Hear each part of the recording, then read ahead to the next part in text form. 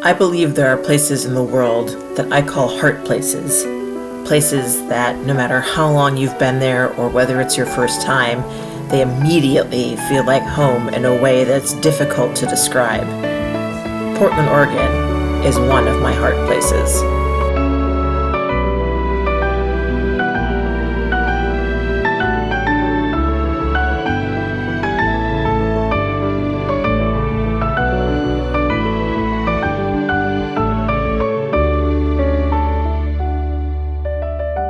And somewhere in here is a brick with my name on it that I won in a contest a few years ago. When I found out I won, I was so excited to have my name somewhere in this city that I love so much.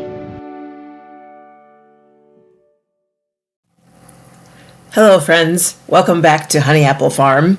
I am excited to go off-piste, as the French would say, on today's video. If you've been following the channel for a while, you know that our primary focus for the last 14 months or so has been getting the house behind me you see livable and able to move in. We ran into significant issues with our plumbing system in early August, and it was not a great time to take a vacation. Nevertheless, an opportunity arose to go visit my friend in Portland, a dear friend of mine who's a second mother, and so I took the opportunity, even though, frankly, I wasn't all that excited about going. Not because I don't love Portland, but because there was so much going on with the house, with the pipes, and the mini-split systems not working, and all of those things. So I want to share with you the joy and delight and relaxation that came from my trip to Portland. However, I don't want to leave you hanging. While I was in Portland, the plumbing system did get fixed. Woohoo! And soon after I returned from Portland, the mini split system was fixed. I am going to make that into a video for you. I'm waiting for Peter to upload the Peter Cam footage to the shared folder so I can download and edit it. So that is coming, but I wanted to let you know that yes, we are back to all mod cons functioning as intended at the house. So sit back, grab a cup of your favorite beverage, and allow me to show you some of Portland, one of my heart places and the city I love so well.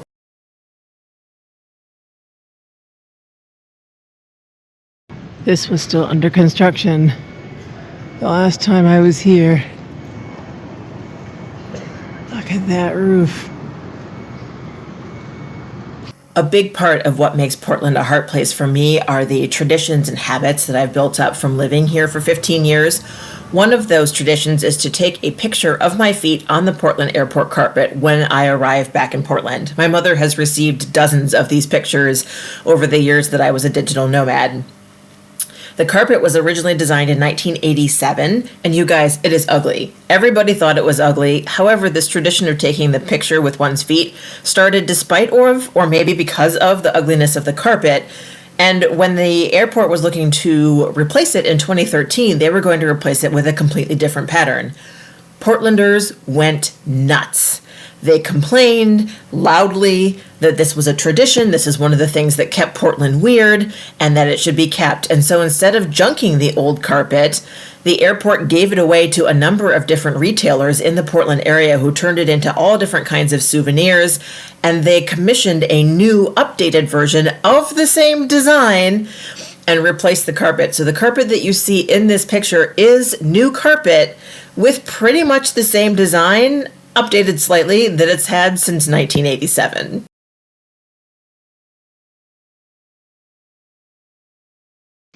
Ladies and gentlemen, welcome to Heaven on Earth, also known as the Portland International Rose Test Garden.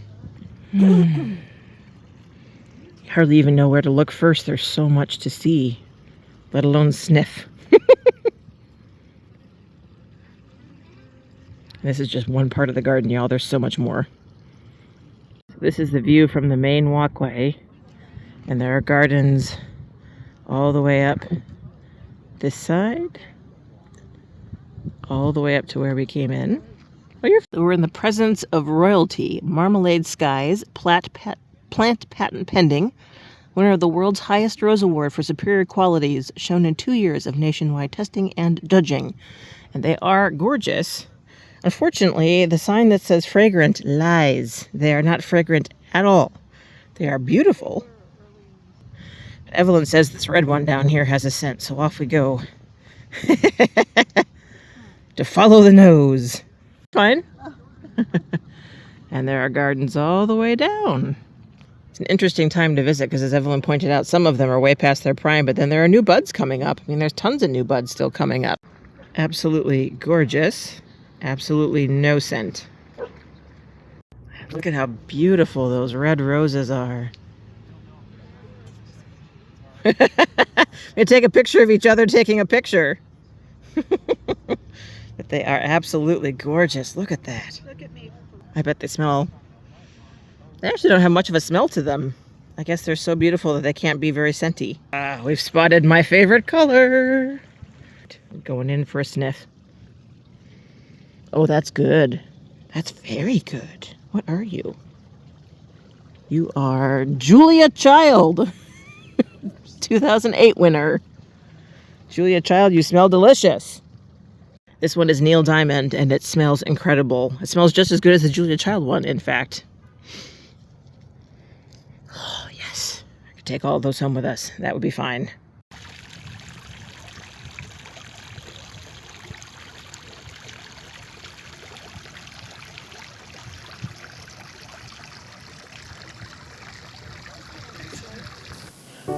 For you a rose in Portland grows. Portland is known as the Rose City, and as you probably guessed, this is one of my heart places.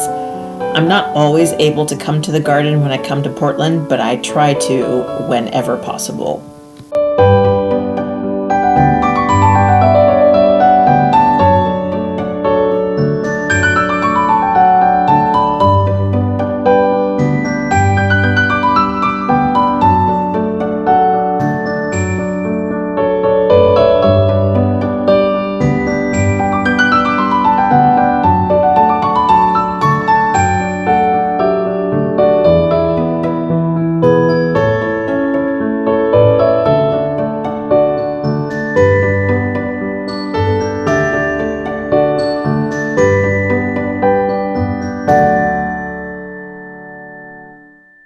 Oh my gosh, I found my favorite rose. Look at this, you guys. It's red and yellow, and then this one is red and white. I bet they don't smell like anything. Well, they do have a scent. It's not quite what I would have imagined. And just when you thought they couldn't get any cuter, they get tinier. Look at that. Fred Minimo Micro Mini. All of these raised beds here are smaller varieties. They're gorgeous. I have never seen one yet this dark here. It looks a little bit brighter on film, but this is a deep purple, and they are absolutely glorious.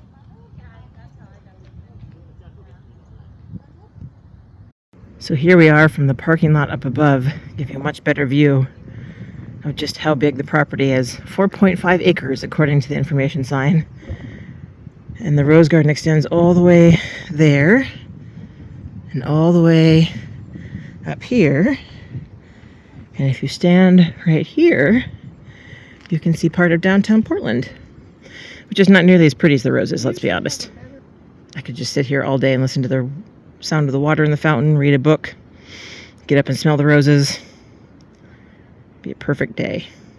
While Portland is known as the City of Roses, it may be even more famous, especially in literary circles, as the home of Powell's independent bookstore.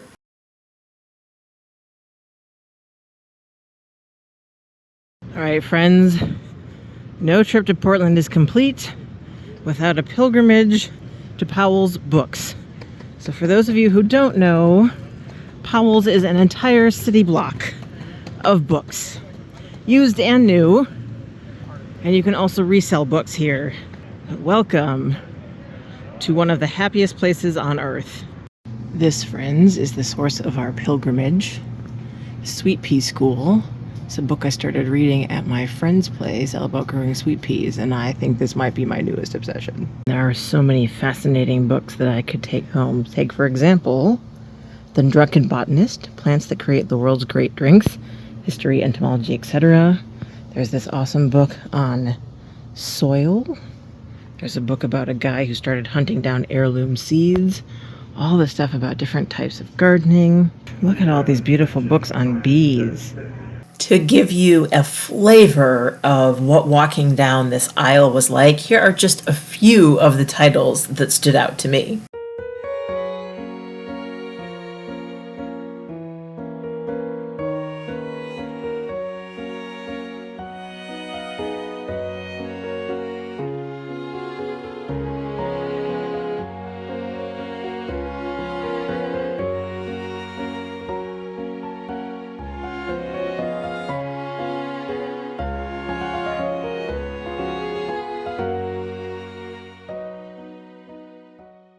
Oh, you guys, I could basically buy everything in this entire aisle, both sides, and spend all my life reading it. Despite the riches on display in this aisle, I was actually quite restrained in my purchases. I bought the Sweet Pea book, and I also bought a memoir of a farmer growing up in the Lake District in the 70s, 80s. It is everything I love about British history and a part of the country I don't know very much about, and nature writing. I'm really looking forward to digging into that. And of course, no trip to Powell's is complete, in my view, without walking the 2 blocks to Whole Foods and getting the best ice cream sandwich. It's from Ruby Jewels, which is a local ice cream shop, and the best flavor, bar none, is the lemon and lavender.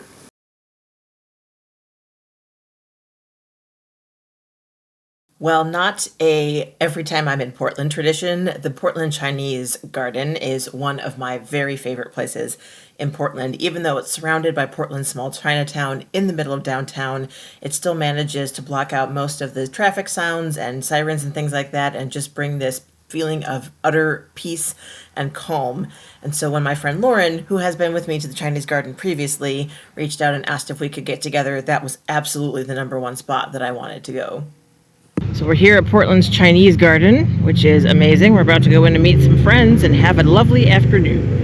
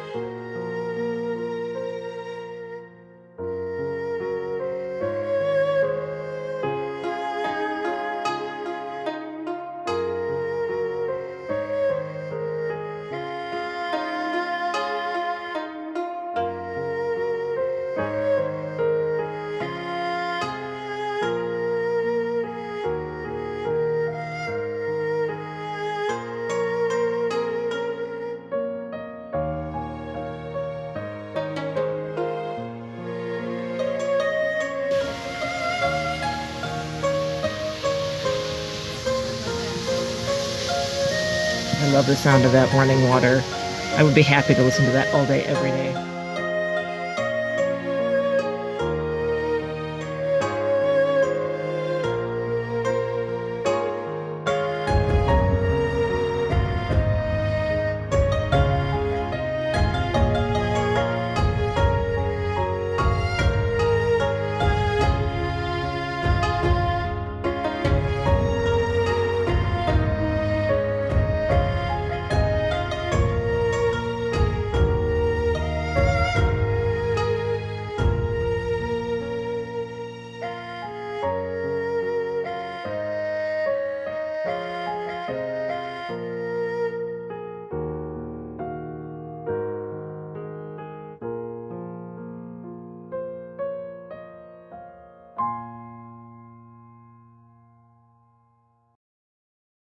Going to the Chinese Garden helps me appreciate architecture in a way that I often don't. One of the things that I really love are these sweeping, swooping, pointed roof lines and these gorgeous carved wood screens inside the buildings. And I also really love the way that stones are used. They're used as big feature pieces like this outside in the garden, but then they're also used in courtyards like this. One of the docents told me that this courtyard is made of stones that were all brought over from Portland's sister city on a container ship and reassembled here in this pattern. And what I love about this pattern is that it is patterned, there is order, there is regimentation, there is symmetry, all of which is pleasing to me, but it also has natural variety in the way that the tops of the stones surface, so it looks both symmetrical and obviously beautifully designed, but also has a natural feel to it, and I find that quite stunning. So far, our experience in Portland has been things that I love and things that I've done before, but I also had an item that was on my wish list because new things are also very exciting and I love discovering them. So, to close out our Portland experience, I would like to introduce you to a site that was new to me and maybe new to you, and that is the Fort Vancouver Historical Site.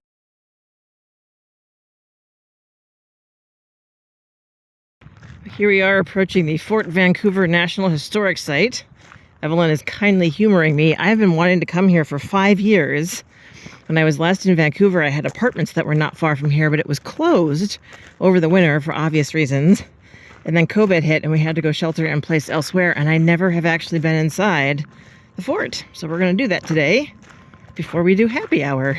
Oh my gosh, this is amazing. This is one of the reasons I wanted to come back in the spring. This obviously wasn't very well done. I mean, in the spring it wasn't really alive, but now look at this. It's so lush.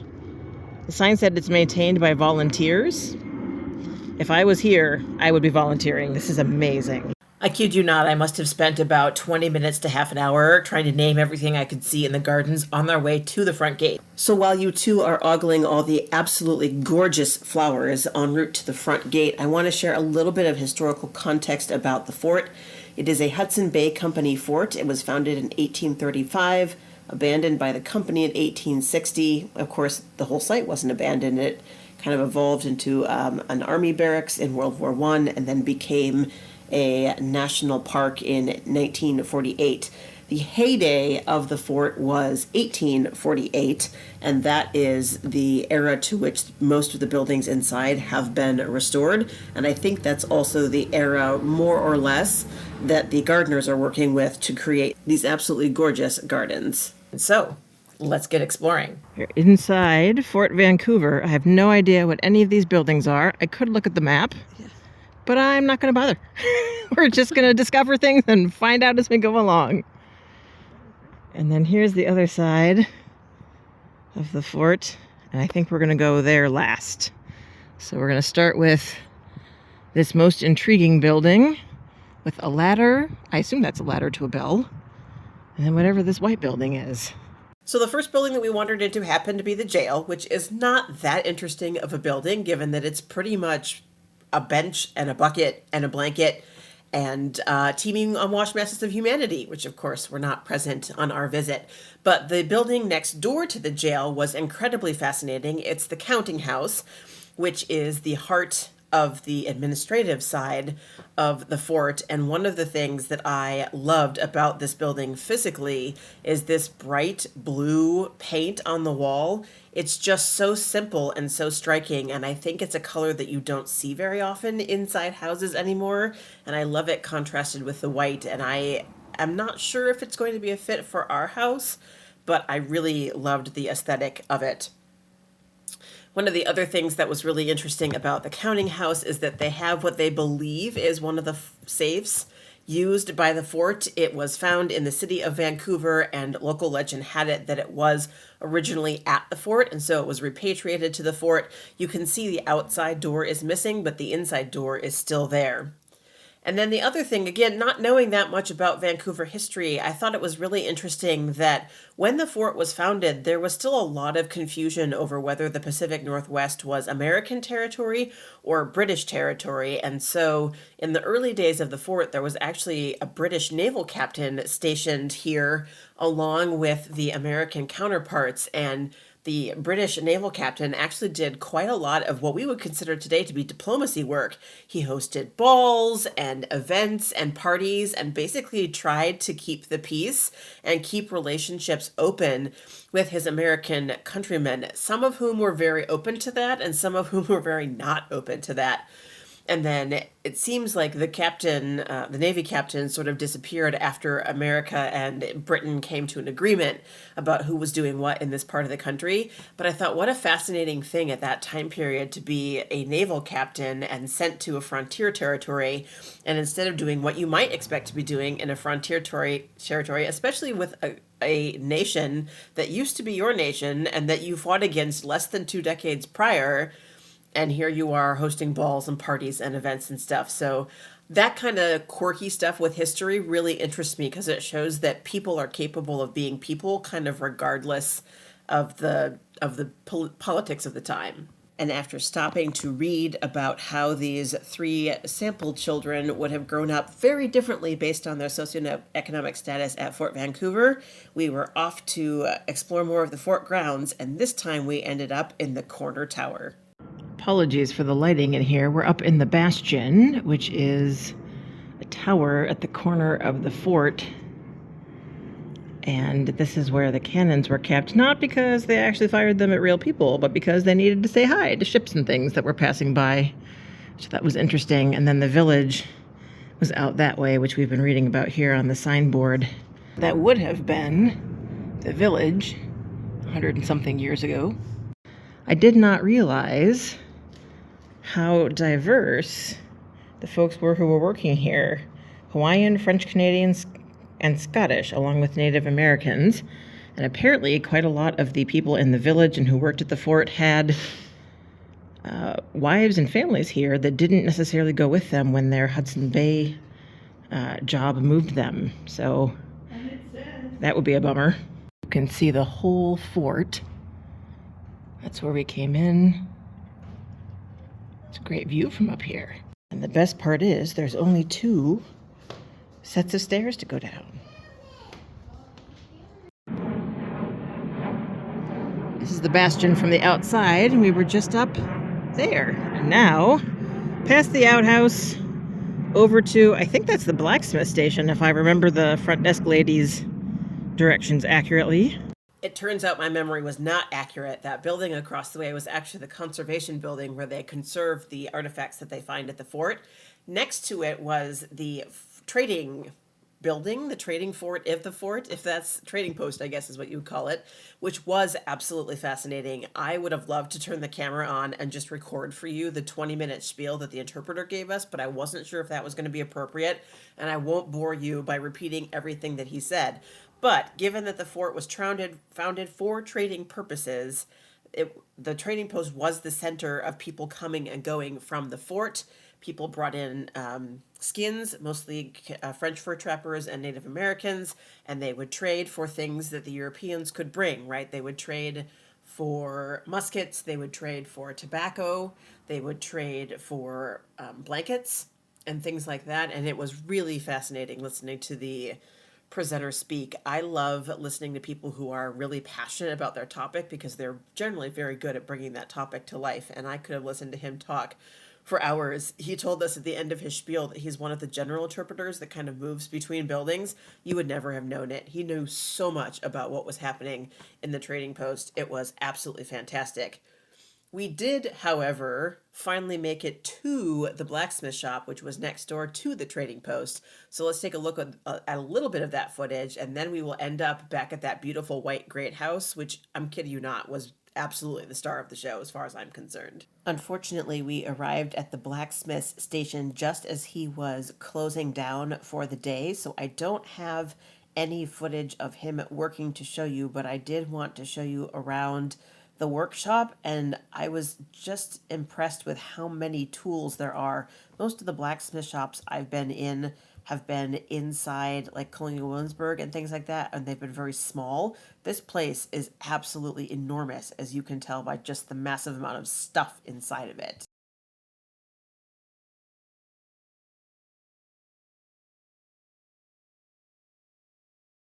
Oh, the lighting here is terrible, but if you wanted to take a friend with you to the outhouse, you totally could, because it's a 2-hole outhouse. Ba-ba-ba-ba-ba! I have no idea what this house is because we haven't gone in yet, but I absolutely love the way it looks. Beautifully landscaped.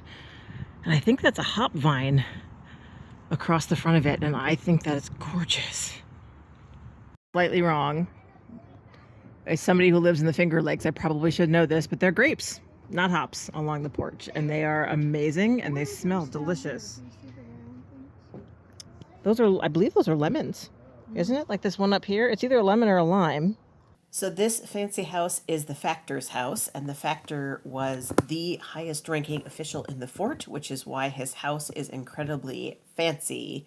I absolutely loved the green tableware. You see this often in white and blue, but not white and green, which I loved. I also really enjoyed the deep green paint on the wall, very much like the blue paint in the Factor's house. There was something about that deep, solid green and the white that I really, really loved. And on our way out, I couldn't help noticing how cute this flower stand is. And of course, I had to stop and smell the rose bush. Right. Alas, we must depart the fort because it is time to go to happy hour and the fort is closing. And we have to walk back to where we parked the car, which is going to be a hot walk. But happily, we get to go back past the garden and this beautiful fig tree on the corner. Ooh, and some hollyhocks. Nice. And with that, dear friends, we have come to the end of my tour to show you something of this city that I love so very deeply. Of course, the other component of a place that I love are the people who are there. And while I did spend a lot of time on this trip with people who are very near and dear to my heart, I did not take any pictures or film any videos because I wanted to be fully present with them. I do want to give a big thank you to those people for making space for me. Chelsea and her husband Cody, Beth Ann, Bigale, Sue, Nina, Karin and her husband, Chris. I'm sure I'm forgetting someone. And of course, my friend Evelyn for hosting me in the first place. It was such a wonderfully relaxing and rewarding trip. And I came back so much rejuvenated. And it has been just a wonderful experience. So I hope you enjoyed this little tour of Portland. If you get a chance to go to Portland someday, I highly recommend going to one or all of the places that you saw featured in this video. I do have one more video coming, and that is the video that I took at my friend Chelsea's dahlia farm. Oh my gosh, you guys, the dahlia flowers are going to take some editing because there are so many of them. But I will get that out to you soon. So thank you very much for being here, and I look forward to seeing you soon in my next video. Bye for now.